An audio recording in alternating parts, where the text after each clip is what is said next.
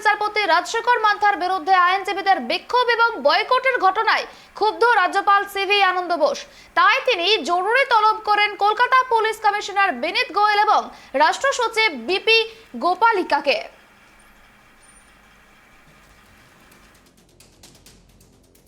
বিচারপতি রাজশেখর মান্থার এজলাসের বাইরে বিক্ষোভে মুখ্য সচিব ও পুলিশ কমিশনারকে তলব রাজ্যপাল সিভি আনন্দ বোসের। রাজভবন ও প্রশাসন সূত্রে খবর, গোটা ঘটনায় ক্ষুব্ধ রাজ্যপাল। কলকাতা হাইকোর্টের মতো জায়গায় কিভাবে বিক্ষোভ তা নিয়ে রীতিমতো অসন্তুষ্ট রাজ্যপাল। সব দিক থেকে বিচার ব্যবস্থা রক্ষার বার্তা দিয়েছেন তিনি। সঠিক পদক্ষেপের নির্দেশ। সূত্রের খবর, রাজ্যপাল বলেন যে বিচারপতিদের প্রতিটি রায় পছন্দ হবে তা নয়, কিন্তু এজলাস বয়কটের ঘটনা উচিত নয়। রায় পছন্দ না হলে উচ্চ আদালতে যেতেই পারেন।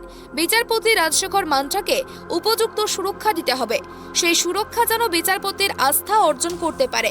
বিচারপতির সুরক্ষার ব্যবস্থা করা হয়েছে কিনা, এমনকি পোস্টারও খোলা হয়েছে কিনা তা কলকাতা পুলিশের কমিশনারের কাছে জানতে চান রাজ্যপাল।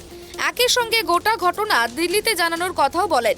অন্যদিকে বিচারপতির বিরুদ্ধে কারা পোস্টার দিয়েছিল তা খুঁজে বের করতে তদন্ত শুরু করল লেক থানার পুলিশ।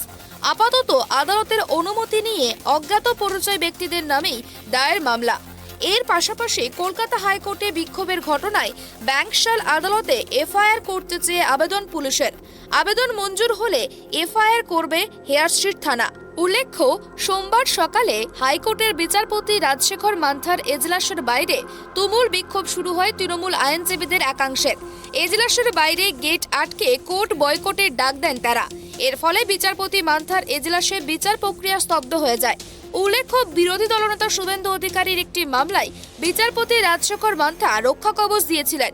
কেবল তাই নয়, তিনি এটাও নির্দেশ দিয়েছিলেন শুভেন্দুর বিরুদ্ধে কোনো এফআইআর করতে হলে যেন তার এজলাসেই মামলা করা হয়। সেই রায়ের প্রতিবাদে সোমবার বিক্ষোভ করতে দেখা গেল তৃণমূলপন্থী আইনজীবীর একাংশকে। Bureau report, Tribe TV.